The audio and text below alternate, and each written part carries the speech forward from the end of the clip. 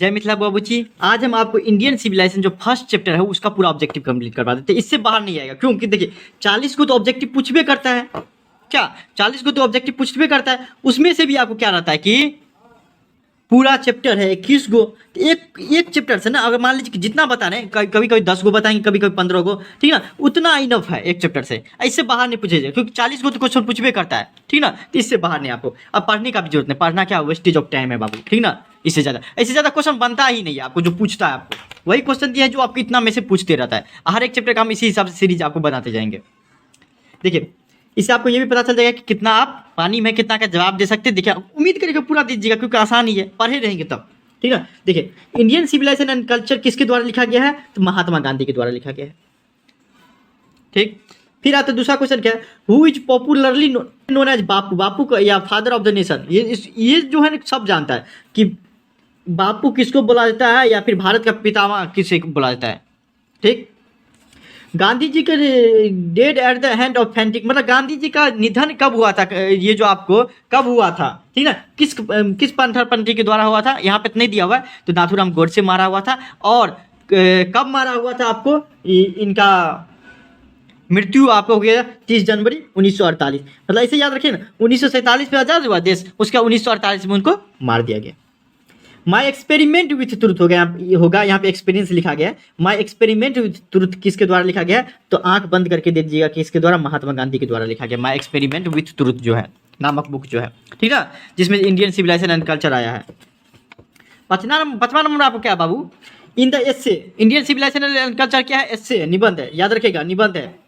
हाँ, civilisation and culture talks about the sound foundation of India. इस chapter में आप क्या पढ़ते हैं, तो नाम से पता चलता है सिविलाइजेशन के बारे में, आंसर आ जाएगा सिविलाइजेशन। क्या पढ़ते हैं हम, सभ्यता के बारे में पढ़ते हैं, संस्कृति के बारे में पढ़ते हैं, संस्कार के बारे में पढ़ते हैं। किस चैप्टर में, इस चैप्टर में, भारत की संस्कृति क्या था, सभ्यता क्या था, ठीक। European civilisation will mean dash for India, जी वांट हो जाएगा इसका, sorry, European civilisation will mean want for India, इसका आंसर हो जाएगा वांट, चाहत, किसके लिए, इंडिया के लिए, ठीक। 7 नंबर देखिए, Gandhi ji rot many article for, किनके, मतलब गांधी जी जो लिखे हुए थे बहुत आर्टिकल, उनका कौन सा था, यंग इंडिया। क्या हो जाएगा आपको, यंग इंडिया में, ठीक ना, यंग इंडिया में लिखे हुए थे। Nothing can equal to the seed sown by our, इसका आंसर हो जाएगा एंसेस्टर। अर्थात क्या, इसका मतलब क्या हो गया, ये जो हमारे पिता के द्वारा, जो हमारे पूर्वज के द्वारा जो आपको संस्कृति या संस्कार सिखा दिया गया, या फिर जो सभ्यता बना दिया गया, उसके बराबर कुछ नहीं है, उसके बराबर कुछ भी नहीं है, ठीक है। हम भी उसी को फॉलो करते हैं, आप भी, सब आदमी उसी को फॉलो करता है, ठीक।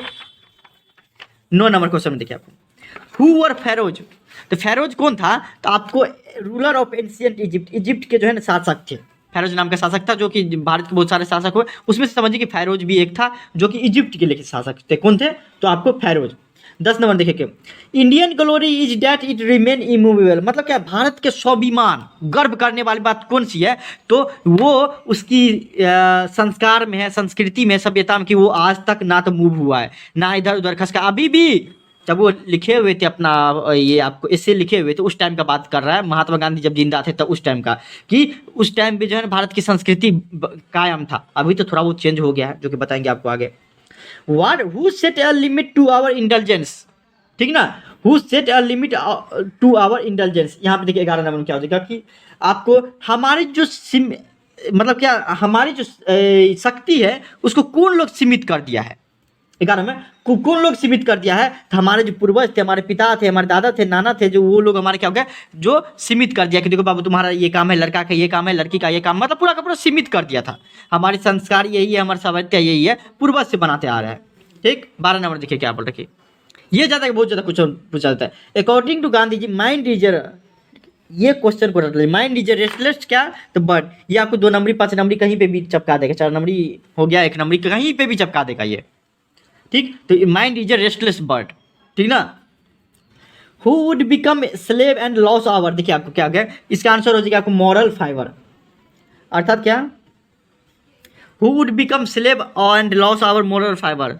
जब आप इससे पढ़ने लगेगा तब आपको पता चलेगा कि हमारे जो नैतिक काम है उसका दास बनते जा रहे हैं हम लोग, ठीक ना। कि देखिए अभी देखिए क्या होता है कि जो भी यूरोपियन में रहता सब कुछ अडॉप्ट कर रहे हैं हम लोग। जैसे कि छोटे छोटे कपड़ा आपको पहनना क्या भारत संस्कृति में था, आज तक था नहीं ना, लेकिन पहन रहा है, ठीक ना। तो वो क्या होता है, एक्स्ट्रा मैरिटल अफेयर हो गया, शादी के बाद भी रिश्ता रहता है। वो आप किस कहाँ पे था, विदेश में था, अभी इंडिया अडॉप्ट कर रहा है। अर्थात क्या, इंडिया भी ना यूरोप के जैसा हो जा रहा। अभी संस्कृति पहले ठीक था, जब ये गांधी जी लिखे हैं उस टाइम का बात कर रहे हैं कि उस टाइम तक ठीक है, लेकिन अब देखेंगे तो संस्कृति में बदलाव आ रहा है, बहुत ज़्यादा बदलाव आ रहा है। ठीक, उसके बाद क्या आपको 14 नंबर क्वेश्चन में क्या बोला कि 14 नंबर देखिए आपको कि has civilisation taught us to be more dash towards another. क्या होता है आपको कि इसका आंसर हो जाएगा 14 का आपको क्या, कि फ्रेंडली। क्या हो जाएगा कि हमें जो सभ्यता है वो हमें सिखाती है कि एक दूसरे के प्रति कितनी ज़्यादा फ्रेंडली रहना है, ठीक ना। सभ्यता सिखाती है कि किसी के साथ द्वेष मत करो, सभ्यता सिखाती है कि किसी के साथ लड़ाई मत करो, ठीक ना। जब पूरा चैप्टर पढ़ाए थे समझ में आएगा, आ गया होगा। महात्मा गांधी क्या लिखे हुए, इंडियन सिविलाइजेशन एंड कल्चर, वही बात को बराबर बदल के कर देगा। क्या लिखा हुआ है, इंडियन सिविलाइजेशन एंड कल्चर, किसके द्वारा लिखा गया था, महात्मा गांधी का। फिर आता है माई एक्सपेरिमेंट, लिख दीजिए experience, my experiment with truth, जो ये आपको क्या है, माई experiment with truth. My experiment truth जो आपको ऑटोबायोग्राफी, अर्थात क्या आपको ये खुद के द्वारा जो लिखा था, महात्मा गांधी अपने लिखे हुए हैं, तो उसको ऑटोबायोग्राफी कहता है। ठीक, उसी में से आपको इंडियन सिविलाइजेशन एंड कल्चर एक भाग दे दिया गया है जो अपना लोग पढ़ते हैं, माई एक्सपेरिमेंट विथ ट्रुथ से। Civilisation point out to man, 17 में civilisation point out to man. Civilisation हमें क्या सिखाती है, क्या पॉइंट आउट करती है सिविलाइजेशन हमें, कि पैसा कैसे कमाना है, कि जंग कैसे जीतना है, रहना कैसे नहीं, हमारे कर्तव्य क्या है, हमारे देश के प्रति हमारे कर्तव्य क्या है, हमारे फैमिली के प्रति हमारा कर्तव्य क्या है, ये सिखाती है हमें सभ्यता संस्कृति, ठीक है ना, ये हमें सिखाती है। 18 नंबर देखिए बाबू, फिर क्या है, modern civilisation is the worship of. Modern civilisation जो होता है आपको उसमें क्या, अभी जो मॉडर्न सिविलाइजेशन है बाबू, इसमें क्या होता है पता है, कि अपना लोग मेटेरियलिज्म पे भरोसा करते हैं, अर्थात क्या, भोग विलास की चीज़ पे अब भरोसा करने लगे। अब मान लीजिए कि सत्ता पाने के लिए किसी को गोली भी मारना पड़ता है तो कोई दिक्कत नहीं है, मतलब भोग विलास पे आ गए हैं कि हमको आनंद मिल रहा है, कोई दिक्कत नहीं, लोग सब रेप भी कर देता है, क्यों, क्योंकि आनंद मिल रहा है उसको।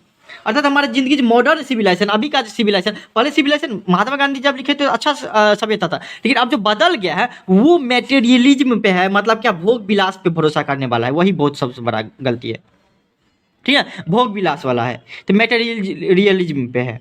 ठीक, तो ये आपको होता है कि, लेकिन पहले सही था, अब देखते नहीं, हर एक सभ्यता संस्कृति चेंज होते जा रहा है बाबू, वही इस चैप्टर में पढ़े थे।